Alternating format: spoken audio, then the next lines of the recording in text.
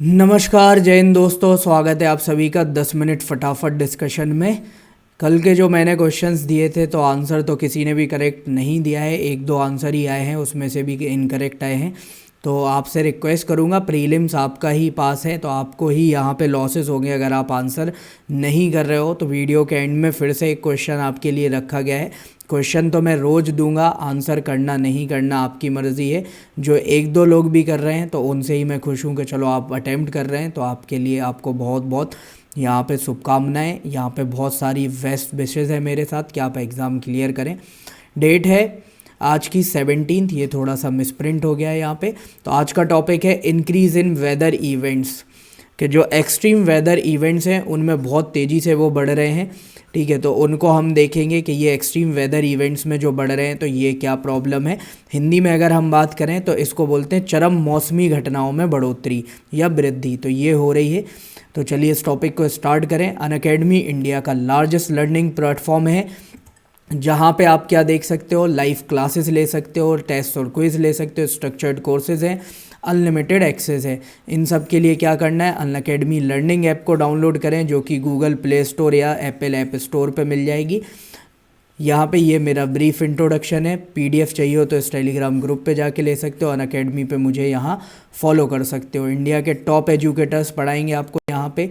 Plus और iconic दोनों courses मिलते हैं। प्लस में आपको यहाँ पे लाइव क्लासेस होंगी, टेस्ट सीरीज़ होगी, अनलिमिटेड प्रैक्टिस होगी, स्ट्रक्चर्ड शेड्यूल होगा, ये सब फ़ायदे मिलेंगे। प्लस में आइकॉनिक में क्या होगा, पर्सनल कोच होगा, डेली मेंस के क्वेश्चन आंसर प्रैक्टिस कराए जाएंगे, स्टडी प्लान्स होंगे और पर्सनलाइज फीडबैक होगा। प्राइसेस आपके सामने हैं, लेकिन यहाँ पे जैसे ही रेफरल कोड करोगे अप्लाई तो 10% डिस्काउंट के साथ ये कम प्राइसेस आ जाएंगी, ये प्लस की, ये आइकॉनिक की, तो इनको ज्वाइन कर सकते हो। इसके अलावा ये ऑप्शनल की प्राइसेस हैं। 11 बजे एथिक्स की क्लास ले रहा हूँ, वो पढ़ सकते हो। 1 बजे ले रहा हूँ करेंट अफेयर की। ये मेरी अलग अलग क्लासेस हैं यूट्यूब प्लेटफॉर्म पे, तो इनको आप देख सकते हो। बढ़ते हैं हमारे आज की टॉपिक की तरफ, जो कि है rise in extreme weather events. Indian Express की ये एक न्यूज़ आई है जिसमें एक रिपोर्ट निकली है। रिपोर्ट किसने निकाली है, काउंसिल और energy environment and water commission ने। तो इसने यहाँ पे ये एक रिपोर्ट निकाली है। तो इसमें बताया गया है कि जो एक्सट्रीम वेदर इवेंट्स होते हैं इनमें बहुत तेज़ी देखने को मिली है। तो ये न्यूज़ है जो कि हमारे मेंस और प्रीलिम्स दोनों के लिहाज से इंपॉर्टेंट है। तो चलिए इस पे डिस्कशन करते हैं। एक्सट्रीम वेदर इवेंट्स क्या होते हैं, तो ऐसे इवेंट्स या एक्सट्रीम वेदर क्लाइमेट वो होते हैं जो कि कैसे होते हैं, अनएक्सपेक्टेड, जिन मतलब यहाँ पे हमने सोचा भी नहीं होता है। जैसे सपोज बारिश का हो गया, दिसंबर के मंथ में जनरली बारिश नहीं होती है, लेकिन दिसंबर के मंथ में इतनी बारिश हो जाए कि बाढ़ आ जाए, तो इसको बोला गया अनएक्सपेक्टेड, जो कि अनयूजुअल हो और कैसी हो, सीवर नेचर की हो, कि बहुत ज़्यादा यहाँ पे तबाही मचा दे। सीजनल नहीं हो, जैसे बारिश का ये सीज़न नहीं है फिर भी हो जाती है। ठीक है, तो ऐसे। दूसरा क्या है, इसको हम करेंगे हिस्टोरिकल बेसिस पे कंपेयर, कि पास्ट में जैसे हमारे यहाँ पे मॉनसून आता है जून में, अब लेकिन मॉनसून आ रहा है दिसंबर में सपोज, तो ये तो अनयूजुअल हो गया कि यहाँ पे ऐसा होना नहीं चाहिए था। तो इसको बोला जाता है extreme weather events. Extreme weather event का हमें पता कैसे लगता है, तो यहाँ पे कोई भी एरिया होता है, अगर हम उसकी लोकेशन के हिसाब से वेदर हिस्ट्री उठाएंगे तब हमें पता लग जाता है कि हाँ एक्सट्रीम वेदर इवेंट कितने बढ़ रहे हैं कितने नहीं। हाल ही में हमें कुछ यहाँ पे एविडेंसेस मिले हैं जो सजेस्ट करते हैं कि ह्यूमन इंड्यूस ग्लोबल वार्मिंग की वजह से जो यहाँ पे एक्सट्रीम वेदर इवेंट्स हैं, जिनको चरम मौसमी घटनाएं भी बोलते हैं, इनकी पीरियोडिसिटी और इंटेंसिटी दोनों बढ़ चुके हैं, कि ये फ्रीक्वेंट भी आने लगे हैं और बहुत ही ज़्यादा इंटेंस भी हो गए, मतलब तबाही भी ज़्यादा मचाते हैं। यहाँ पे अगर हम बात करें तो एक्सट्रीम वेदर इवेंट कैसे हैं, एंट्रोपोजेनिक जो क्लाइमेट चेंज हो रहा है, ह्यूमन एक्टिविटीज़ की वजह से जो क्लाइमेट चेंज हो रहा है उसकी वजह से ये यहाँ पे एक्टिविटीज़ ज़्यादा आ रही हैं। ठीक है, जिसकी फ्रीक्वेंसी भी बहुत ज़्यादा है और मैग्नीट्यूड भी बहुत ज़्यादा है। इसमें अगर हम बात करें तो हीट वेव्स हो गई आपकी, जैसे कोल्ड इवेंट्स हो गए, तो इनकी फ्रीक्वेंसी भी ज़्यादा बड़ी है। साथ में आपका जैसे बारिश बहुत तेज़ हो जाना, हैवी प्रेसिपिटेशन हो गया, तो ये हो गया। फिर इसके अलावा जैसे सूखा पड़ जाना, सूखे की इंटेंसिटी बढ़ जाना, तो ये सब क्या होगा, एक्सट्रीम वेदर इवेंट। वीडियो में आप देख पा रहे होंगे जैसे ये तूफान आ गया, तो पहला इवेंट आप आपका ये हो गया, तूफान हो गया, ऐसे वाइल्ड फायर, जंगलों में आग लग गई, ठीक है, तो ये भी एक्सट्रीम वेदर इवेंट। पानी ऐसे देखो बढ़ रहा है क्लाइमेट चेंज की वजह से, तो ये एक्सट्रीम वेदर इवेंट। एवलांच हो गया, ऐसे बर्फ़ पिघल के ऐसे गिर गई, तो ये क्या होते हैं आपके सारे के सारे एक्सट्रीम वेदर इवेंट्स के कैटेगरी में आएंगे। रिपोर्ट की अगर हम बात करें तो इसको पब्लिश किया है CEEW, council for energy environment and water ने। यहाँ पे इंटेंसिटी, फ्रीक्वेंसी और अनप्रडिक्टेबिलिटी इसने बताई है कि ये बहुत ज़्यादा बढ़ गई है पिछले डिकेड में, मतलब पिछले 10 सालों में। फर्स्ट टाइम ऐसा हुआ है कि इंडिया में एक्सट्रीम वेदर इवेंट्स की मैपिंग की गई है। हाईलाइट क्या है, तो 75% इंडिया के डिस्ट्रिक्ट्स ऐसे हैं जिनमें लगभग 63.8 करोड़ लोग रहते हैं, जो कि क्या है, एक्सट्रीम क्लाइमेट के अंदर आ रहे हैं, उनका हॉट स्पॉट है, जिनमें साइक्लोन, फ्लड, साइक्लोन चक्रवात, फ्लड मतलब बाढ़, ड्रॉट मतलब आपका सूखा, हीट वेव्स और कोल्ड वेव्स ये दोनों आ चुके हैं या आ रहे हैं। इंडिया की अगर हम बात करें तो पिछले 35 साल में इसने 250, 250, 250 एक्सट्रीम क्लाइमेट इवेंट को फेस किया है। और ये कब से कब तक किया था, 1970 से लेके 2005 तक। जबकि अगर हम बात करें पिछले 15 साल में ही केवल इसने 310 यहाँ पे एक्सट्रीम इवेंट को फेस कर लिया, तो यहाँ पे ये बहुत तेज़ी से बढ़ा है। लास्ट 50 ईयर्स की अगर हम बात करें तो जो फ्लडिंग होती है, बाढ़ होती है, वो 8 गुना तक बढ़ चुकी है। दूसरा अगर हम देखें तो फ्लड से रिलेटेड जो यहाँ पे इश्यूज होते हैं, जैसे लैंडस्लाइड हो गया, भूस्खलन, हैवी रेनफॉल हो गया, हेल स्टॉर्म हो गया, ओले पड़ना जिसको हम बोलते हैं, थंडर स्टॉर्म्स, बिजली गिर जाती है, क्लाउड बस्ट, बादल फटना, ये लगभग 20 गुना तक, 20 टाइम्स तक बढ़ चुका है। 1970 से 2004 के बीच में अगर हम बात करें तो केवल 3 एक्सट्रीम फ्लड इवेंट हुए हैं, जबकि 2005 के बाद ये बढ़ के 11 हो चुके हैं। एनुअल एवरेज डिस्ट्रिक्ट जो इससे अफेक्ट होते हैं तो 2005 तक ये केवल 19 थे, और अब ये अफेक्टिव डिस्ट्रिक्ट कितने हो गए हैं, तो 55 डिस्ट्रिक्ट ऐसे हैं जो बाढ़ की वजह से हर साल यहाँ पे अफेक्ट हो रहे हैं, उन डिस्ट्रिक्ट्स को परेशानी झेलनी पड़ रही है। 16 एक्सट्रीम फ्लड इवेंट्स हुए थे 2019 में, ठीक है, जिन्होंने 151 डिस्ट्रिक्ट को अफेक्ट किया था, जिसमें लगभग 9.7 करोड़ लोग रह रहे थे।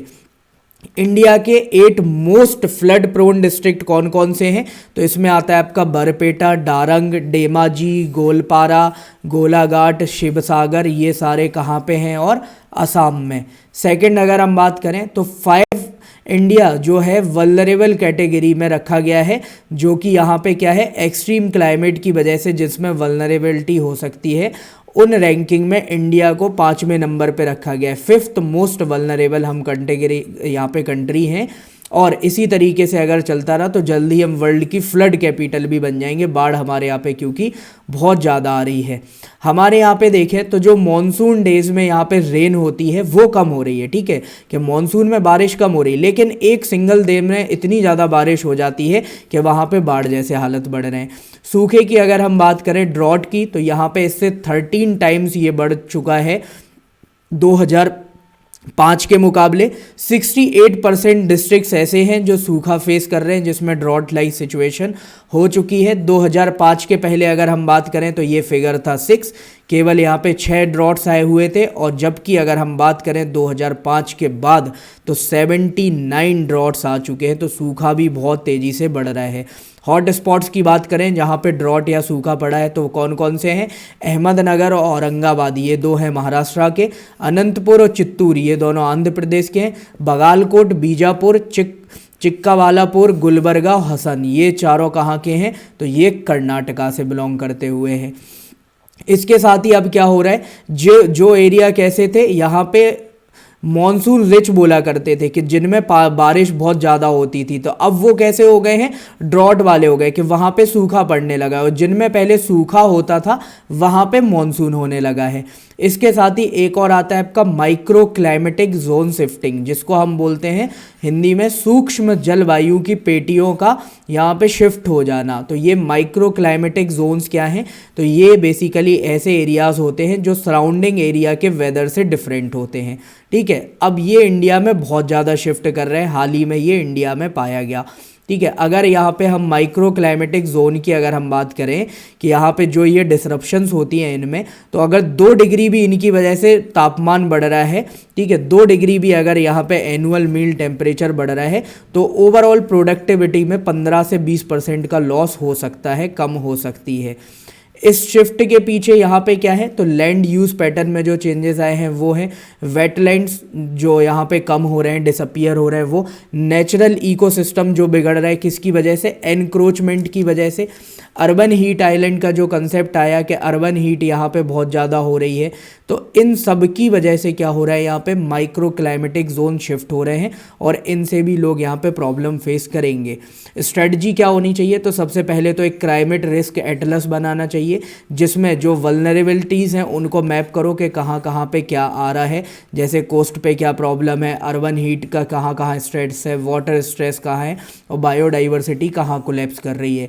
एक इंटीग्रेटेड इमरजेंसी सर्वेलेंस सिस्टम होना चाहिए जो कि क्या करेगा, सिस्टमेटिक और सस्टेन रिस्पॉन्स प्रोवाइड करेगा इमरजेंसी के टाइम पे।